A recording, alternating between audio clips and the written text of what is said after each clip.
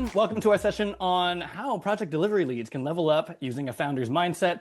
We do events like this every month as a way for our members and VIP guests to engage directly with the experts who contribute to and collaborate with us here at the Digital Project Manager. For those who don't know me, I'm Galen. I'm the co-founder of the Digital Project Manager, and I will be your host for today. I've also got with me two special guests that I frankly look up to. First up is Mark Orttung. Mark is the CEO of ProjectWorks, and he's helping consultancies grow profitably through smarter resourcing and delivery. He previously scaled Nexient into the largest US-based agile services partner.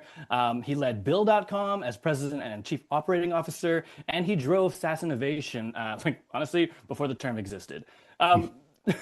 Mark, speaking of leveling up, you were telling me in the green room that there's folks that you worked with at Nexient, someone that you had actually promoted 3 times. Can you just talk a little bit about how she reset her mindset through all that change? Yeah, absolutely. Thank you for having me, and I'm really excited to be here. I've got a podcast called The Z Suite, and I had a guest, Vicky Papa. She worked for me at Nexient, and we promoted her from account director to client partner to general manager to chief revenue officer over a period of 5 years. And my favorite quote was we were talking about sort of how does her mindset change and how do we change the mindset of clients as she gets new roles because it's quite difficult. And my favorite quote was she said, "It broke my brain a little bit every time you promoted me." But also, that's how I knew I was taking on the right challenges and pushing myself in the right way. So there's a whole in-depth discussion that people are welcome to go watch. But anyway, it was just it kind of felt like it fit in as well. But one of the favorite moments I've had from our Z Suite podcast. I love that. Can I first say that I love the idea of the Z Suite series? It's like frank conversations of how people have grown and developed in their careers. Folks who are very high up. And by the way, that reaction from me, my facial reaction was genuine. That's the first time Mark had told me that story. I'm like, wow, up to the C Suite. We've talked about it, but we didn't have many examples of it. I love that. I am going to, whilst this conversation is happening, just grab a link to the Z Suite stuff because I just think it's phenomenal. And Mark, I think we'll dig into that mindset brain breaking stuff as we go today. Awesome. Thank you. Thanks for being here. Next up, who should I pick out next? Oh yeah, Pam. Pam is the Senior Vice President of Delivery. Little old Pam, just down there in the bottom corner of my screen.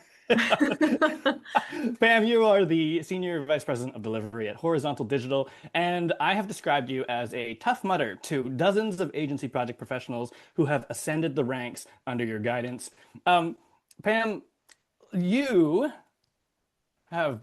you have a history of just leveling people up over the years. You are somebody who gets people promoted. I can say that because I can say it without you sounding braggadocious. But it's true, and I've seen it happen over the years.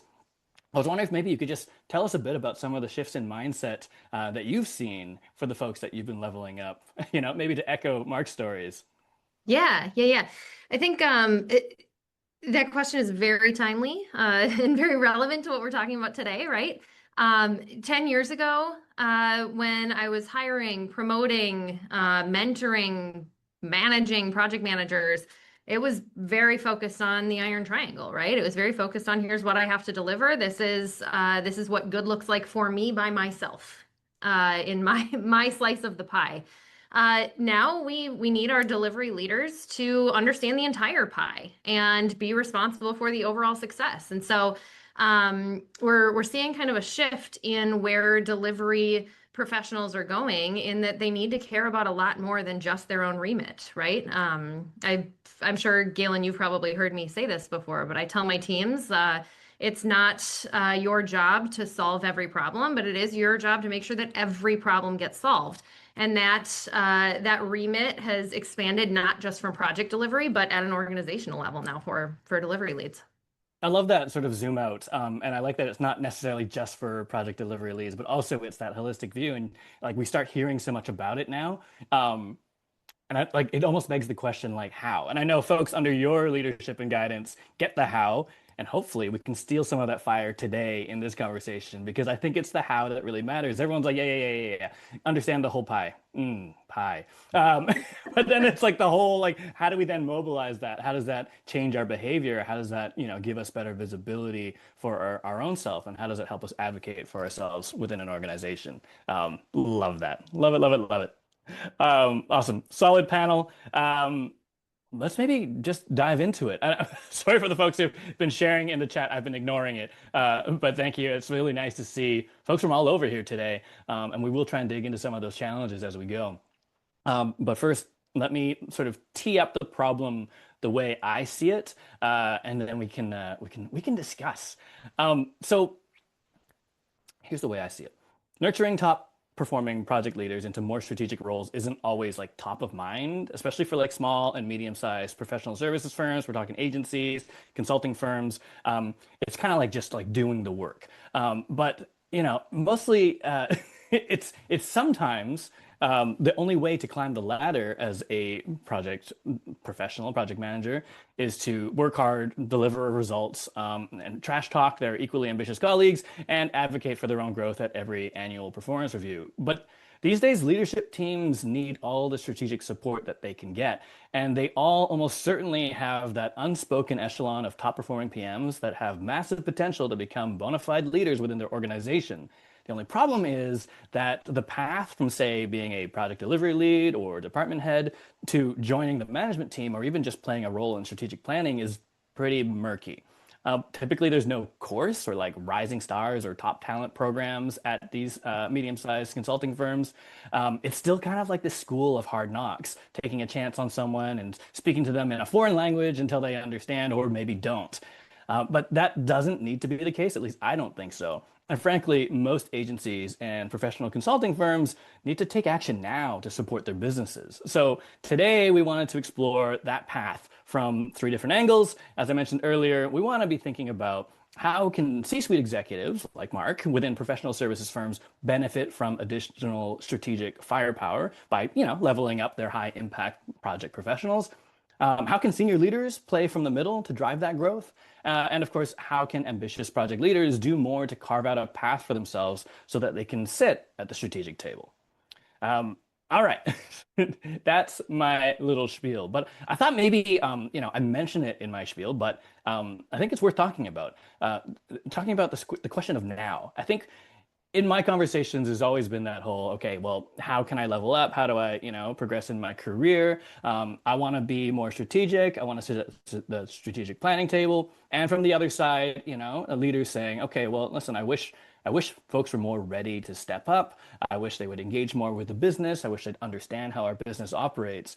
But there is a sort of moment in time. And so I thought I'd just ask the question, why is it so important right now for small and medium-sized professional services firms to cultivate their top talent into business leaders?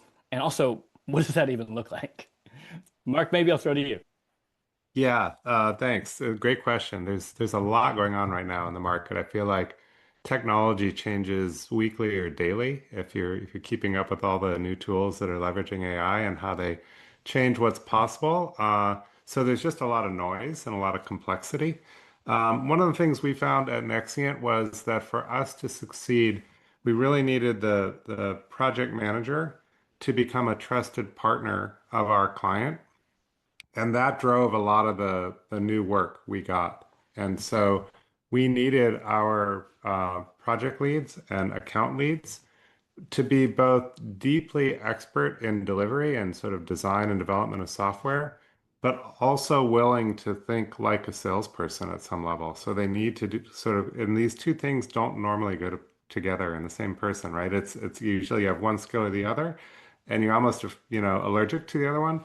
So we wanted to get our best delivery people in to selling mode and give them effectively a quota.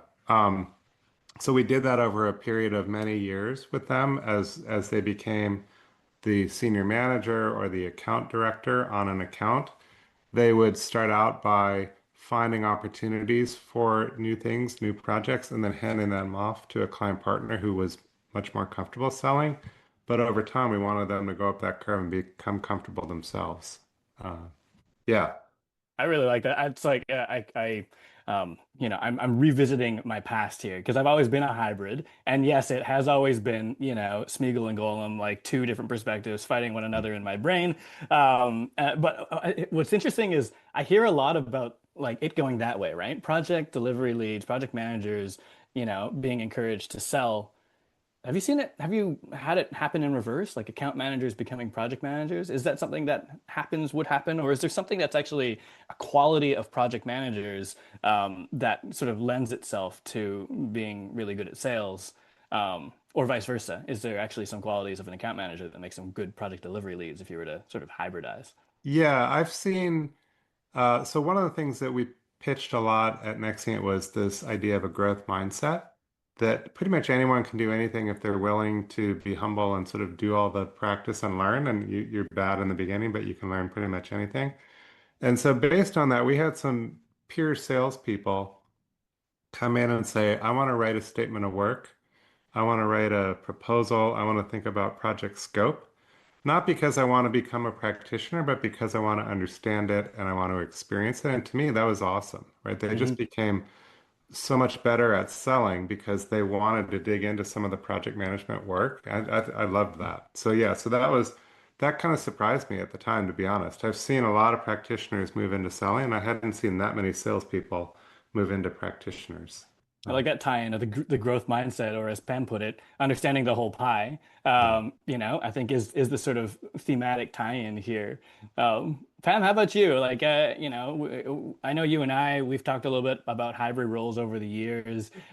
We've started seeing it trend more, or at least maybe it's one of those things where you're thinking of buying a yellow car and suddenly you see yellow cars everywhere. I don't know. But are you noticing more hybridizations? Are you noticing, a greater emphasis on almost this like commerciality, this commercial understanding for delivery leads like across the board?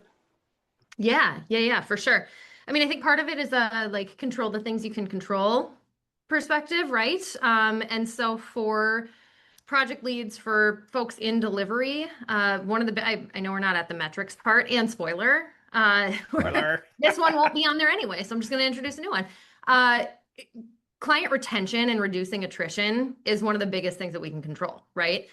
Which directly impacts the bottom line, our revenue.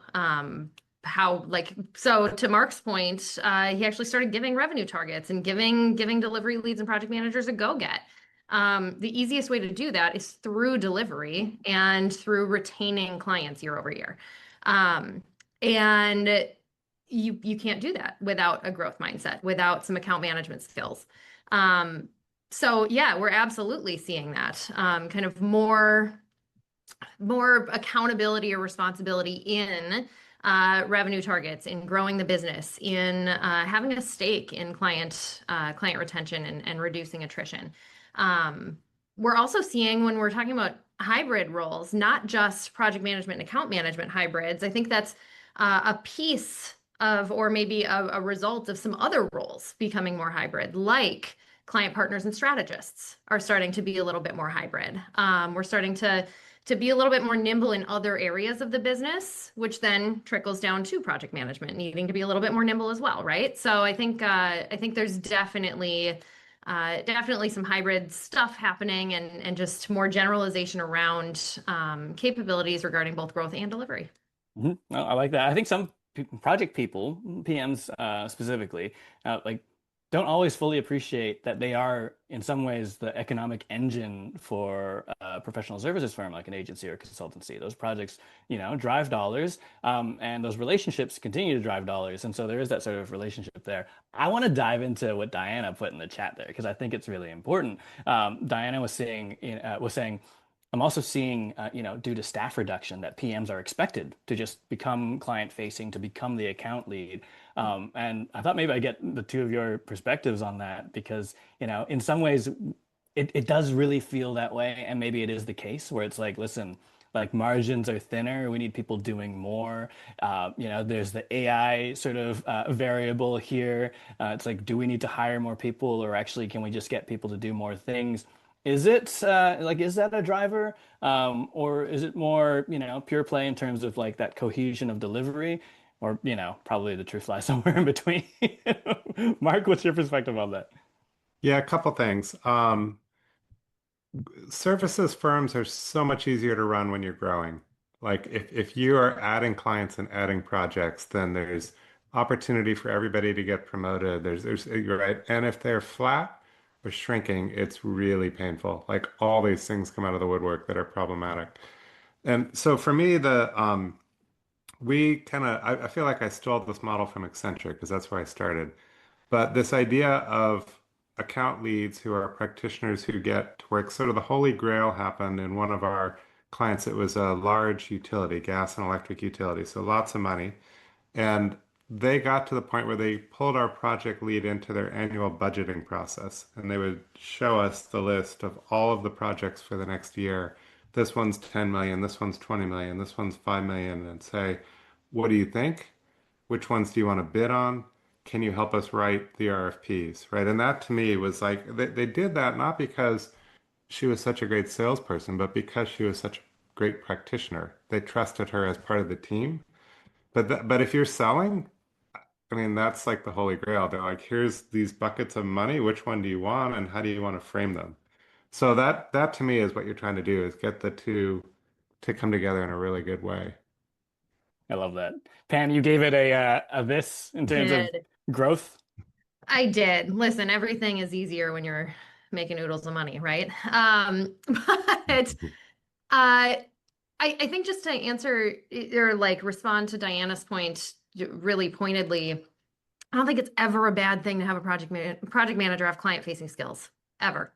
Right? When we're talking about growing our future leaders and cultivating our future leadership talent, client-facing comes with that territory, right? But I talk to clients every day, and I don't lead a single account. And so you have to have that skill set. And so I think learning it early is never a bad thing. I concur. And then actually, like, Mark, you're taking me back to my Accenture days, where, like walking the halls is a skill, and what we mean is like go on client site and while you're there, look for opportunities to like for us to sell more through. And there's two ways to look at that. There's the icky way. You're like, oh, I'm like I'm a salesperson now, and we just, we need to like give in to capitalistic greed, which listen, it's not untrue. But also, like that hand on the lever thing, right? And I think a lot of the time I talk to project managers who are like, oh, we just get past the scope of work and are expected to deliver it. Like we're never consulted during sales. Of course it's unrealistic. They haven't asked us to come to the table. Well, guess what? Those two things, those are two puzzle pieces that fit together. Is if you are quote unquote walking the halls or client facing, Pam, to your point, you're like learning those skills when it's not necessarily your job, which by the way is great because then you're also not necessarily measured on that while you're learning.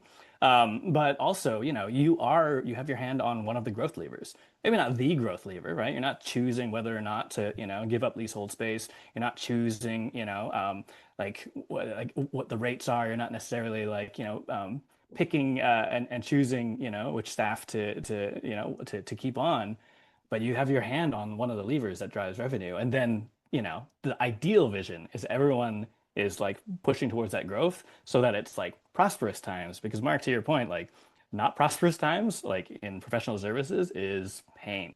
And I think, Yeah. I mean, if you guys will let me, like maybe let's just use those two lenses because I wanted to dive in, Pam, to what you were saying, just kind of like the skill sets and the signals. Mark, we've been talking about the growth mindset, and I'll put a optimistic and slightly pessimistic spin on this. And what I'm going to say is, well, if you want to be the one who gets promoted and stays in a time of relative hardship, not necessarily prosperous growth, but also from a more positive light, how can one sort of develop their career in any climate? But what I wanted to ask was what signals are leaders looking for when they're deciding who's ready to step up? And what can project delivery leads do to stand out, in prosperous times or in times of hardship?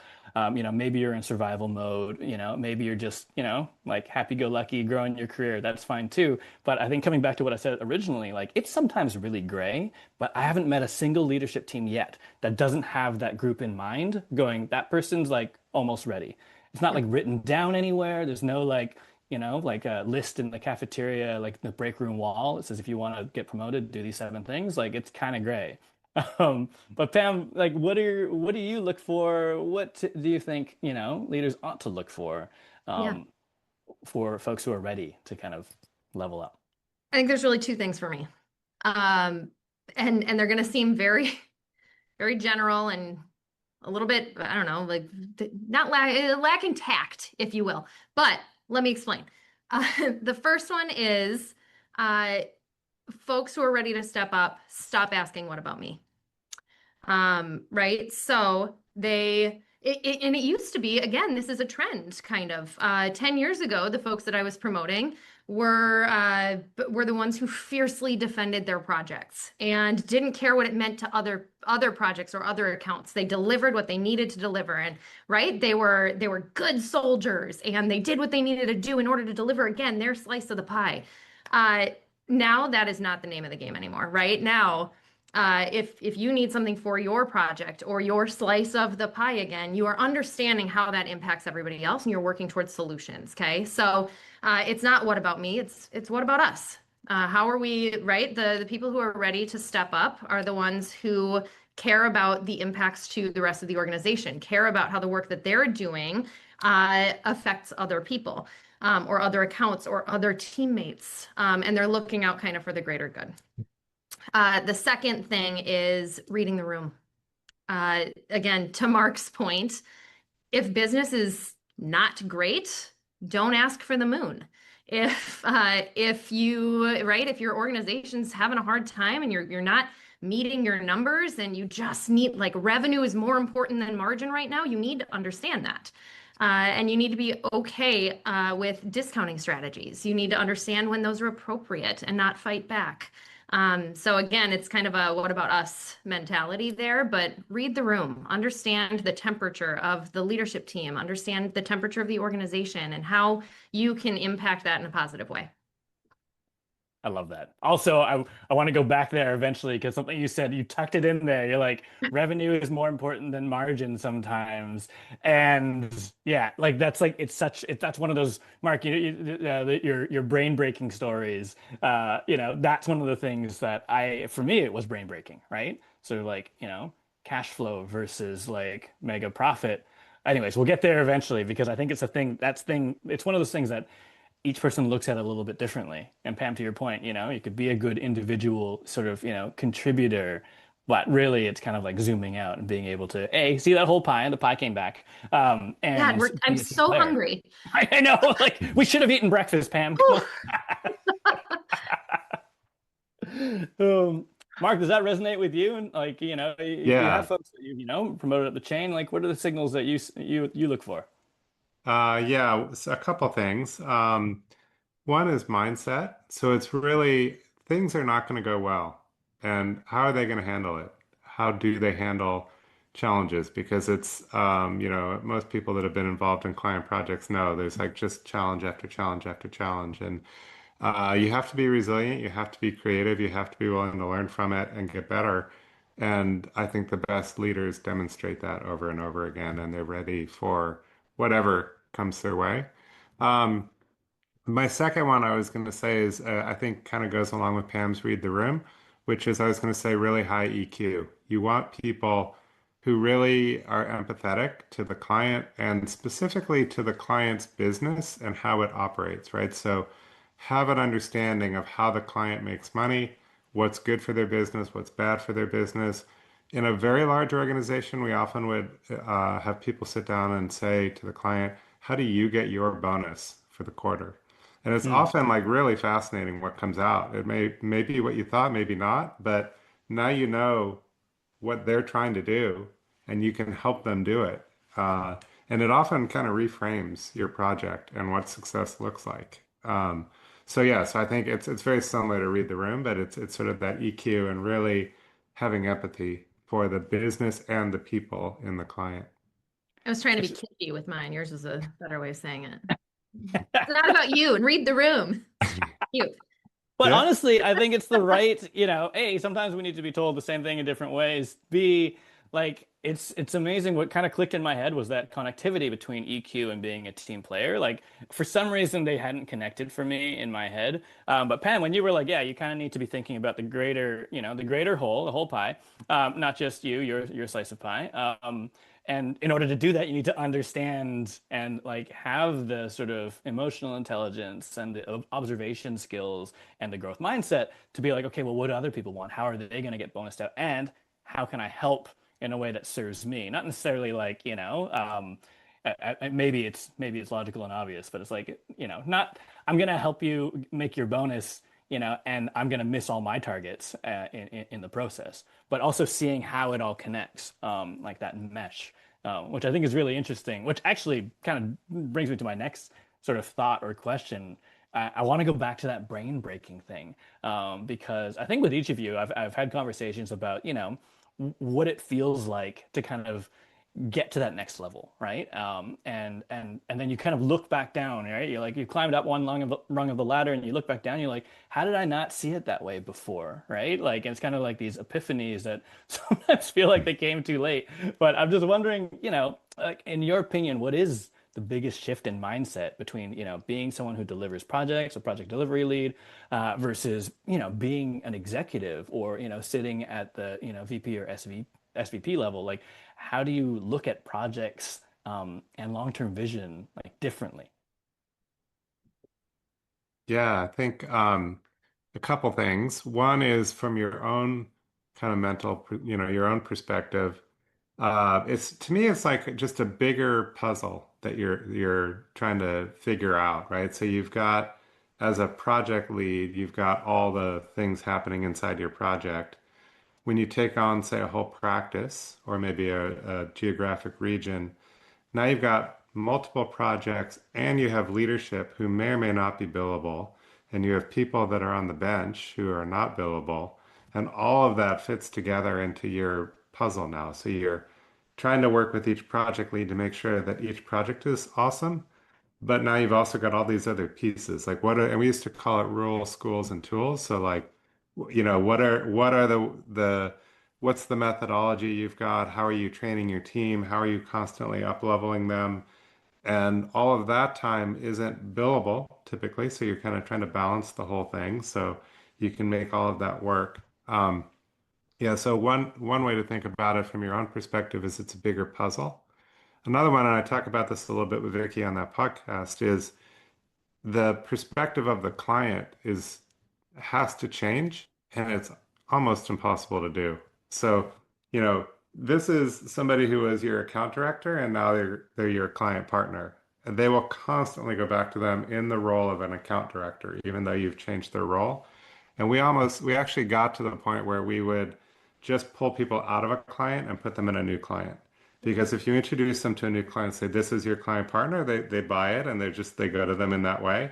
It's so hard to get your client to treat them differently. I'm curious, Pam, if you figured that one out. We never figured out how to like say this is no longer the person No. that does these three things, they now do these things. Right. No, I mean, we could unpack this all day. I totally agree with you. And I think the same is true for project managers leveling into a more program role, right? Like it's natural for clients to want to go to them for PME type things. So I do the same thing a lot of times. If I elevate someone to a program lead, they're going somewhere else. Yeah. Yeah. It's interesting too because where my head goes is like, okay, yeah, like it's hard to change how other humans perceive you, Mhm. um, because we're kind of wired that way, right? As a survival skill to be like, okay, I figured you out, moving on, that's who you Yeah. are, that's the role you play in our, social fabric or in my world. But if that's all true, then also internally, do you have that problem internally where it's like, okay, yes, we've promoted this person, they are in a new role, and they're like, oh yeah, yeah, yeah, but also can you manage this project? Like, Mm. how do you like deal with the backslide internally too? Like, have you found it to be a challenge, or is it as simple as being like company-wide memo, this person is in this role now, bye? One thing that I found is that I did sort of a failing as a leader. You promote someone, you feel great about that, but did you backfill them? So like, or do they just have two jobs now, right? So that's the other challenge is you've got to actually have someone else take their old job, or you've just given them a second job. And it's easy to do. You feel great. You're like you're promoting someone, you're doing all this great stuff, but it's so hard for them if you don't give them a strong person to slot into whatever the old role was. Yeah. I love that. I'm like, I want to revisit some of those things too later because like some of the things I said up top where I'm like, usually there isn't any program to help people, get promoted or, support. And it's all like, 85% billable hours and utilization. Seems to me like you actually didn't have that problem. You actually had a way to get people promoted. Sorry, Pam, I cut you off. No, no, no, no, you're good. Um, I think just to layer onto that a little bit too. I mean, this is ending up being the theme, right? When things are good, things are good. Uh, but I think that like when you promote someone and maybe we're in a tougher economic climate, people do need to be a little bit more nimble, and so it's awesome to get promoted in that kind of an environment. But sometimes we need you to slip back down because we don't have the resources or we can't hire right now or whatever.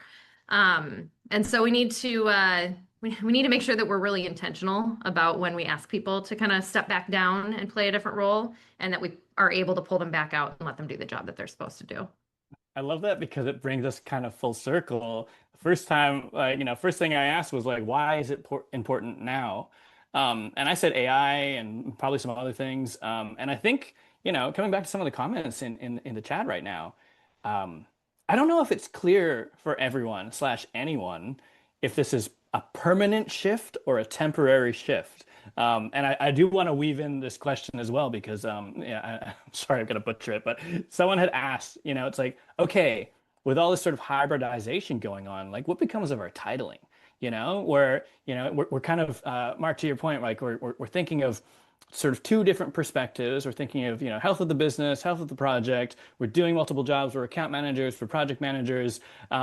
And then like our role shifts dramatically. The title doesn't even capture it anymore. So like that will probably evolve. But maybe even to kind of zoom it out even a little bit more, like are some of the things we're talking about today, is it just because of like times of hardship? Or will these things become permanent? Is this like the price of gas where you're like, oh, oil's expensive now and the price of gas goes up, but then somehow it never goes back down? You know what I mean? Like, or is this kind of like a temporary thing? I, you want me to Get in take there, it, Mark? Pam. Yeah. Okay. No, I don't think this is going anywhere. Mm, I think this is just kind of the evolution of services organizations, of just being more nimble. I mean, we've seen recently, and I don't think that this is going anywhere either, with things like AI and expectation. Like clients are way more cost conscious, but it's not just about how much they're willing to spend. It's their expectations around pricing from services organizations, right? They expect us to be more efficient. They expect us to find faster ways to get work done. I mean, I think gone are the days when we have resourcing plans with 42 roles on them, right? And so I don't think that that's going anywhere. I think that that's an expectation from clients that will continue to be there, and we need to figure out how to deliver to those expectations. So I don't think that the hybrid thing is going anywhere. I also don't think that the project manager title is changing. I think the expectations of that role will evolve. I don't think that we're going to retitle uh, an entire like set of people internationally who do this. Like, no, uh, the expectations in that role will change. I don't think that we're going to retitle everyone who's a project manager. Yeah, I would echo that. I would say I was talking to somebody who runs one of the top 10 US consulting firms, and he said that clients have just cut their budgets in half Yeah, for what they're willing to pay. So that whatever they used to bid, they now are supposed to bid half of that. And it's just on the consulting firm to figure out how to deliver the same value and half the price. And it's just exactly. assumed that they will because technology and AI, and that's it. Like that. So I think it's fascinating, and but I also think, sort of as my role, I started out as a developer, and I've gone through a lot of different things in my career. What I think the theme is I've gotten a broader perspective, and I like as you become CEO or as different levels, you just need to think about everybody's perspective and pull it all together as you work on the puzzle. I think that is going to happen to everybody sooner in their career. So at every level, you're going to be expected to understand, appreciate, and take into account all these different perspectives.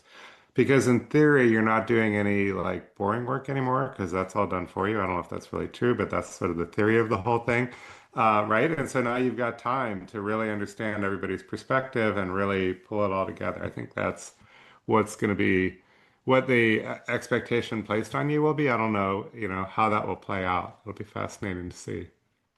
Yeah, I agree. I am, for better or for worse, it will take time for us to like figure out where the dust settles.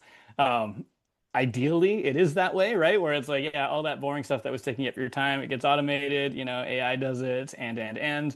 But I think the other thing, and it's been coming up in a lot of conversations, not necessarily that like AI is changing stuff, it is, but also it's this sort of trigger moment for us to like rethink how we think about thoughts. You know what I mean? Like, to be very Yeah, abstract about it, it's this moment in time to like go, okay, but like I should zoom out. I should look at the pie. I should look at the puzzle. Like that's always been true.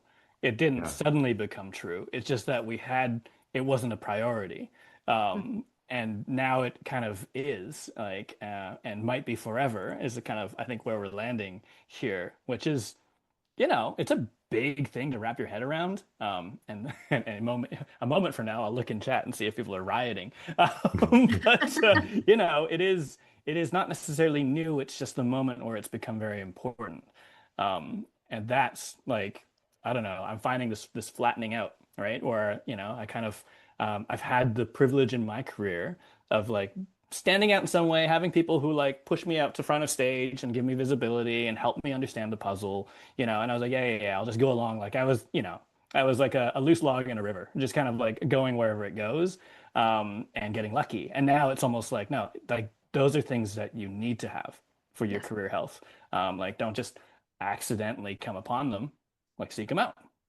Yep. So you got the people who will teach you about the puzzle, who will do the translation, who will, help you understand and maybe consume the entire pie. Ah, delicious pie. Uh, Eat something. we should do this. This should be a catered lunch Next time it's webinar. a working lunch. But I think that's the important thing now, which I think leads me actually to where I want to round out, and then we're gonna do a bonus round for fun, and then we're gonna get the Q&A. So bear with us. Um, but I think we've been talking from the viewpoint of the project manager a lot here. But Mark, you mentioned something important, which is that having programs in place and having this sort of the non-billable upskilling stuff as part of the fabric of your organization. I don't know that every, team lead on the call today or agency owner on the call today, like thinks that's even possible. But I thought maybe I'd zoom out from that and say like, yeah, what role can like, a founder or an executive or leadership team play in supporting this transformation of their top project leaders into, ideally the firm's next generation of business leaders. yeah. At Nexient, we were very intentional about that. And so what we did is we created a wiki page that had the sort of the requirements of every job in the company. And so you could see whatever track you were on, you could see your level, what we expect for you to be great, and the next level up. But you could see the CEO, you could see the general managers, you could see the client partners, you could think about what skills do they need. Um, and you could also look horizontally, like if you're a program manager, but you want to become a product manager, what are the skills that they have and how can you go get them? So we were trying to be very transparent about here's all the things you could do and here's what you need to be good at to do them. And then please, we also kind of made it, you own this. So if you want to switch roles, come to us and tell us that. Tell us what you want to learn and then give us your plan. And so we were always trying to push people to own it. Um, but with the information of what's possible. And if you're trying to get to this other box, what do you need to know? What skills do you need to have?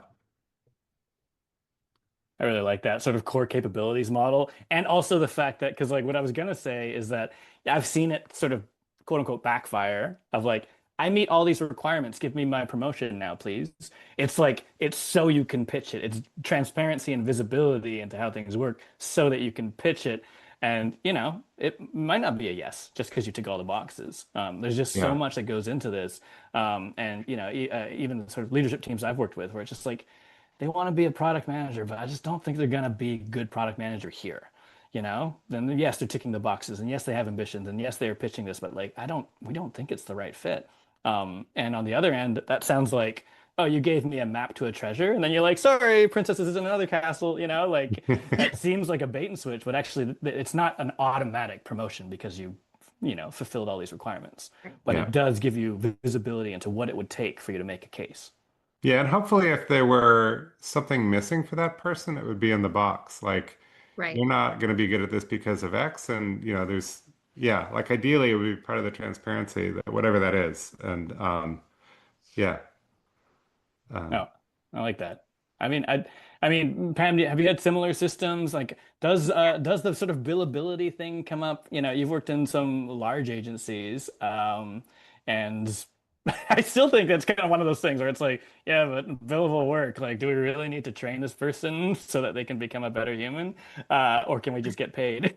Like, how do you find that dichotomy, especially as like where you sit in the organization, where Yeah. someone above you might be like, no, no, no, Pam, just work them to death, please. And everyone below you is like, hey, we can be excellent and we can help drive growth, but we need some help. Yeah, no, completely. I think unless that tone is set from the top level of the organization, that everybody is responsible for growth. Everybody has a CEO mindset. Everybody needs to care about this. Then it's not going to resonate, right? Like that is the tone that we need to set at an organizational level. And we've got a lot of opportunities to do that, right? We've got town halls. We've got company-wide meetings. And the way that you approach those is so critical for the tone that you set around priorities, what people care about. But lost my train of thought. What was I gonna say? I don't know. It's gone. I had something. I swear it was smart. Um, I don't know. It doesn't matter. But Everything out of your mouth is smart, Pam. But I I do also, I love what you said there because I know so many organizations where like town hall and like having values and a mission statement is just like a box ticking exercise. And they don't give it the time and attention and care to realize that every time you have a town hall and you're talking about what matters, it's building this cultural fabric within your organization. It's right, shifting people's understanding. It's giving them the information, Mark, to your point about like what you need to, the way you need to think to be successful here, or at least the way you need to behave to be successful here. And like, I just see so many organizations, they're like, we cobbled together some slides and got the staff together and we're like, blah, blah, blah, forecasted revenue, bye, and it's like, okay, actually, that was your moment. That was an opportunity to like upskill everybody for free because you would have spent that time anyways. yeah. Without that mindset shift, I think it's really interesting. I remembered my thing. Yes. Um, doing great. I should eat lunch before we do these next time. Some pie. Some pie. Sorry, Michael. So he told us no more pie talk.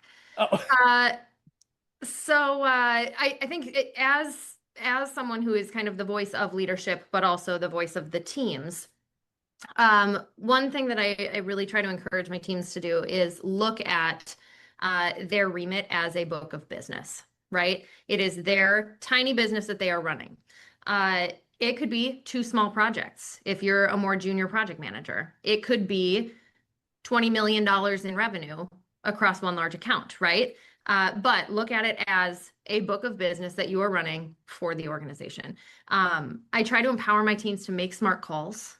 But I also make sure that the calls that they are allowed to make are in line with the organization, right? So I think that folks at this kind of layer that I'm representing here today, we're really critical in translating the needs of the business to something that will resonate with our teams, but then also translating the pain points, the objectives, the things that our teams are going up against to leadership in a way that is going to resonate and land with them as well, right? And so being kind of that two-way street of what the organization needs and what the teams and individual projects need is really important. That I think is so cool because like especially even coming back to that how and like Mark, I think you described it well in saying that you need to understand the puzzle and how it fits together, but then the practicality of that, Pam, that you just kind of like hit on is that yeah, it's like that's where it happens, like every day, not like at a 2-day workshop, not at a Yeah, online training that you did after hours. It's actually on the job, and it's the people you've got and the culture you've got that creates the ecosystem for people to be empowered to make good decisions because they understand they've been given the whole puzzle. And I completely. do. Like I see the note in our in our note stock. It just says transparency, and I'm like, I get it now. No, it's impossible, especially at an enterprise level, for everybody to understand, right? The tippy top of the pyramid and the lowest level of the pyramid, for both of those levels to understand each other's priorities completely.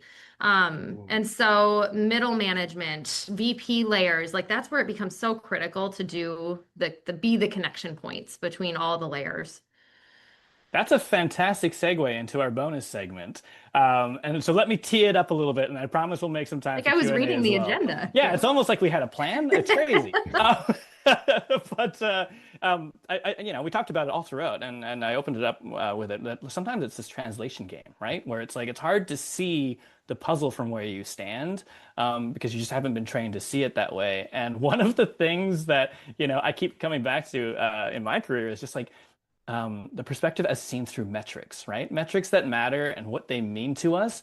Because I remember being, baby PM and going like all these acronyms. Yeah, that's above my pay grade. I don't care. I don't need to know what they mean. I will never use them in conversation. Like that's just like executive, jargon that I do not need.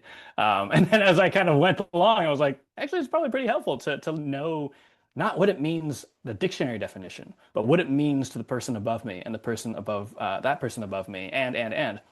So, Michael, if you would, sorry, I threw Michael under the pun bus earlier with some pie hole jokes. But Michael, if you still would, but he's going to pull out some slides, and I'll describe them as well for folks that are listening. And this is our little bonus metric called metrics that matter. Here's how it works. I'm going to put a metric on screen. I'm going to call it out. And then I'm going to point to somebody, one of our panelists, and I'm going to ask them, what does it mean to you? Why is it important in your role? And when do you look at it? And then we can kind of like bash that around for a little bit. I'll try and spend, 5 to 7 minutes on this so we have time for Q&A. But I thought maybe we'll reveal our first metric that matters. And again, it's just the title of the segment. So there's many metrics that matter. But I wanted to talk about gross margin. Not like disgusting margin and not like, tasteless margarine, but gross margin. And I'm going to pick on Mark here. Mark, I was wondering if you could tell me, as CEO, what does gross margin mean to you? Why is it important? And when do you look at it? Yeah, absolutely. Now that I run ProjectWorks, we're all about metrics. So this is for me, this is fun. So gross margin is really at the core of how healthy is your business. And so the way to think about it is for the revenue that you're getting, what is the profit you're making on a given area? And actually, I think to really understand it, you need to separate it from project margin. So when you run a single project, it's a very simple thing. You have the billable revenue coming in, the cost to the people, and possibly there's some other direct expenses that you need for that project. So it's as simple as that. The project margin is the difference between how much revenue you get and your cost. If you take a zoom out a little bit, as we talked about earlier, take 5 projects and add up all of their project margin. The other costs you need to add in for gross margin are other people that or other costs for delivering your work. So it could be your leadership of a given practice. It could be people who are often billable but are not currently. They all get thrown into the cost side of gross margin. So it's all your account revenue minus all your account costs and your practice costs. And so if you have a great gross margin, that means the core of your business is healthy. You might still spend too much money on marketing and sales or finance and accounting, but that's a different part of the margin. This is the core of your business. If this is good, then you're in great shape as a company. I love that as a sort of zoom out to see the rest of the puzzle, right? We talked about like individual project profitability doesn't mean that, the whole business is going to be healthy. And there's other things, right? We talk a lot about utilization and billable time and for all the folks who are billable, but there's also folks who aren't. And that impacts the overall. Uh, Pam, do you like discuss gross margin in your role? Does it come up? Sure do, Yeah. all the time. Um, no, I think that I think I mean Mark talked a lot about gross margin at an organizational level. I think there are various. I'm literally looking through the rest of the metrics to make sure we're not going to cover this. Yep. Okay. So, understanding margin as you can affect it as a project manager or as a program manager or as a practice lead is really important too, right? There are various layers of managing margin as well, right? There is an account level margin, and maybe that is something that you should start tracking at a program or an account level if that's the way that your organization is set up. Yeah, no, we're looking at margin all the time. Boom. Love it. Yeah, maybe I'll shift on to the next one because we've been talking a bit about it. So Michael, if you could take us to our next slide. Yeah, utilization rate and utilization targets. Pam, I'm going to throw to you on this one. What does it mean to you? Why is it important? And when do you look at it? Okay, so I got the one that we all hate. Uh, um, every day. I look at it every day. I want to back us up a little bit on this one because this is one where everybody in a billable role feels the pain of it, right? It's this like looming gray cloud of like, but I have a billability target. I have a utilization target that I have to hit. I need more work because of this. And we sometimes forget that it's not just a target that's tied to you. It's something that then informs a lot of the revenue targets, a lot of the decisions that we make as an organization, a lot of literally at a baseline, utilization targets are what we use to then feed up all of the other metrics that determine how much we need to sell in a year to keep this business going. The baseline, right? And so it is really important and it feeds everything else. So I know it sucks to track to like an 80% utilization target, but it's so important, everyone. I look at it every day. I look at it through a number of different lenses. I look at it around where we're going to assign new projects and how utilized or billable folks currently are. I look at it on a weekly basis to see if allocated to actuals are in line. If on paper it says that my team is supposed to be 80% billable and we're tracking to 110, there's something wrong. So I look at this metric all the time. I think it's really important for everybody to understand what the word utilization means to your organization. To some organizations, it is just billability. To some, it's a combination of billability and non-billable work around growth, around sales counts towards positive utilization. So understanding what your organization actually uses to measure utilization is really important so that you know kind of what good looks like. The other thing to keep in mind when you're looking at this or when you're personally tracking to utilization is the time frame over which your organization views utilization. Is it a yearly target, an annual target? Is it a quarterly target? Is it every week you're expected to hit this utilization? Understanding kind of how they use these metrics to inform larger goals is also important. So that's a question that you can just ask your managers, ask your practice leads. What does utilization mean to us? How often are you looking at it? If my utilization target is 85%, am I expected to hit that every single week, or is that something that we're going to look at the end of the year as my success metric? I also love it as one thing that we think we all know what it means, so we don't ask. Right. All right. So it's like that simple action of asking, even just in the past, minute and a half, I was like, oh, that's why I get asked about it all the time. Not just at the, like once a month or once a quarter, because it's, important for planning. I am guilty of losing track of time. I'm so sorry. I We've took got way about more time on this than I thought I was no, no, going no, no. It's not on you. to. It's on Nerded me out for about sure. But I really availability. wanted to do this segment. We had a few more, but I'm going to skip them for now. Because we've only got a few minutes left.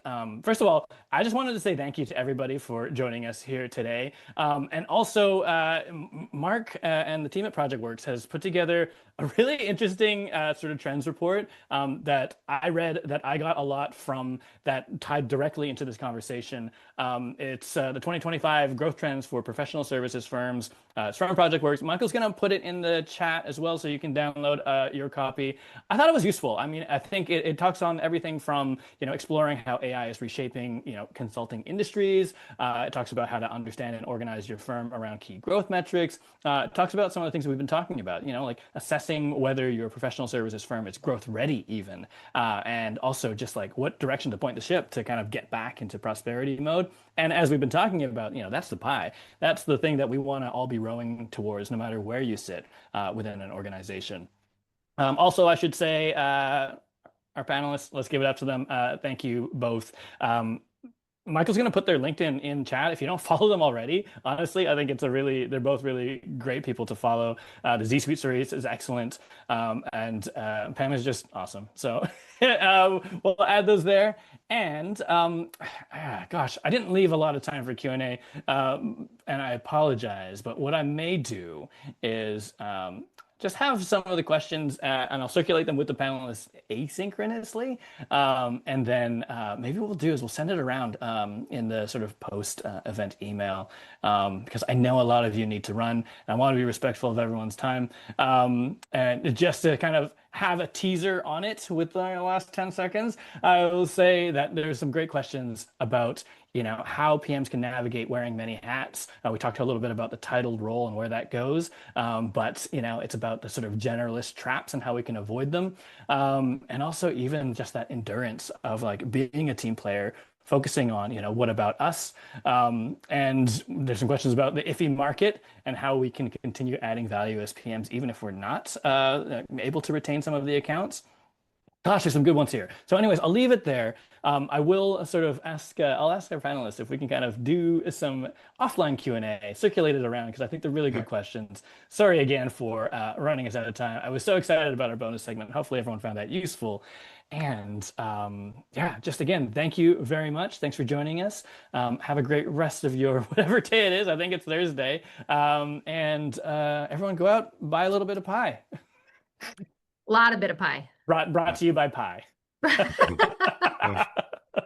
Awesome. Thank you, everybody. Thank you. Thank you.